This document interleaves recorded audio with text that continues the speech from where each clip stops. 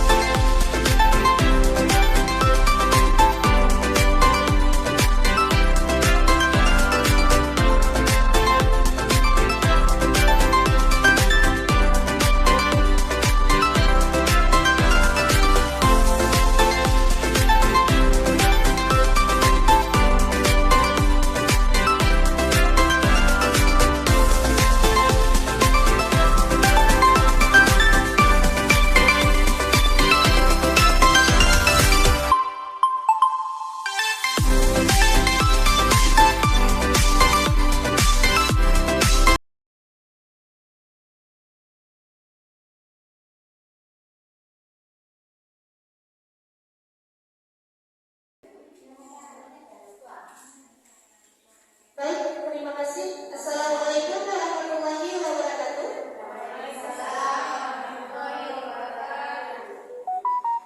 Terima kasih untuk ibu-ibu yang alhamdulillah hari ini sudah mendukung acara penyebaran pemahaman atau diseminasi ngobrol 1.4 budaya positif.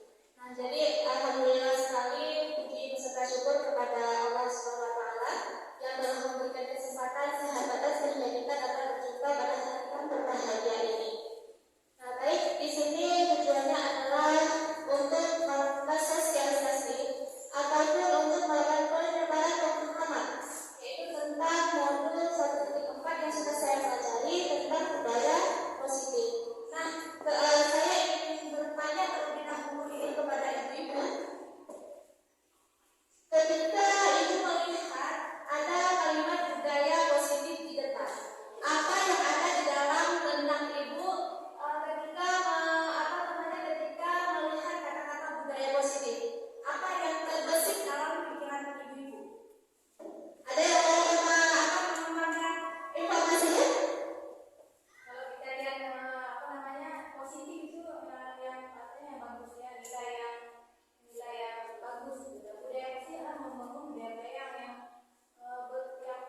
budaya yang bagus, yang positif, budaya yang mungkin yang tidak bobrok, budaya yang memiliki karakter, ya, budaya yang bagus lah. Yang bagus ya, bagus sekali ya jawaban dari Ibu Lisa. Nah, jadi beliau berkata bahwa budaya positif ini adalah budaya-budaya yang lebih baik, menuju kepada yang lebih bagus lagi. Ya, perubahan yang lebih positif ya. Oke, baik. Selanjutnya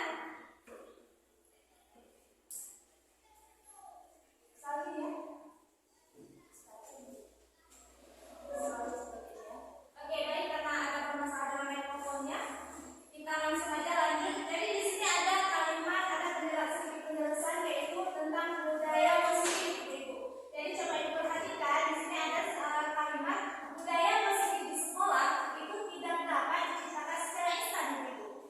Nah, jadi di sini penerapan budaya positif di sekolah diperlukan tuntunan dan juga teladan dari seorang guru. Nah, jadi kalau budaya positif itu tidak bisa kita lakukan secara instan, secara tepat waktu, tentu saja dia membutuhkan waktu yang dalam jangka panjang. Nah, jadi di sini pelaku utamanya adalah guru, di mana guru ini menjadi teladan bagi murid-muridnya untuk mengubah dirinya menjadi lebih positif. Nah, mereka akan melihat dari gurunya sendiri. Ketika gurunya sudah positif, maka tentu saja murid-muridnya juga akan menjadi lebih positif. Begitu. Nah, selanjutnya budaya positif di sekolah dengan menerapkan konsep-konsep ini seperti disiplin positif, motivasi perilaku manusia yaitu hukuman dan penghargaan, kemudian posisi kontrol restitusi, kemudian keyakinan sekolah atau kita sebut dengan keyakinan kelas, dan juga segitiga restitusi dalam penyelesaian masalah. Nah, ibu, ketika ibu lihat ada kalimat kedua dari harapan ibu, ada tidak kalimat-kalimat yang belum pernah, kata-kata yang belum pernah ibu temui? Ada restitusi ya, ini kalimat terbaru bagi kita. Ketika ada kata-kata restitusi, segitiga restitusi seperti apa ibu ya kan? Nah, baik, di sini salah satu tujuan kita adalah untuk membahas beberapa disiplin positif atau konsep-konsep untuk menuju budaya positif. Nah, di sini ada disiplin positif, motivasi perilaku manusia dalam bentuk hukuman ataupun penghargaan. Kemudian ada posisi kontrol, kemudian keyakinan kelas atau sekolah, segitiga restitusi, dan dalam penyelesaian masalahnya ya. Nah, baik, selanjutnya yang pertama akan kita bahas terlebih dahulu adalah disiplin positif. Nah, jadi di sini disiplin positif ini merupakan pendekatan mendidik anak untuk melakukan kontrol diri dan pembentukan kepercayaan diri. Nah, jadi tujuan disiplin positif ini, Ibu, di sini adalah cara kita untuk melakukan pendekatan kepada siswa-siswa agar dapat mengontrol dirinya dan juga dapat menumbuhkan kepercayaan diri mereka sendiri.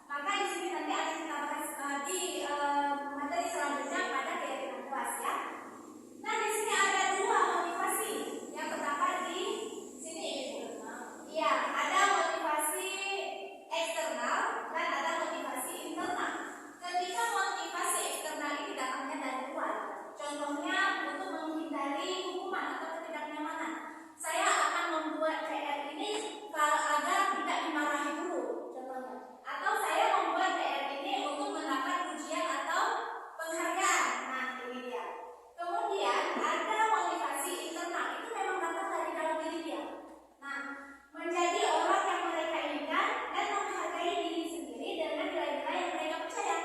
Contohnya saya ingin menjadi seorang yang bertanggung jawab, maka saya selesaikan PR saya selesaikan semua tugas-tugas saya. Nah, itu datangnya dari dalam diri, bukan karena takut dihukum ataupun bukan karena ingin mendapatkan hadiah. Iya, bukan karena ingin mendapatkan hadiah.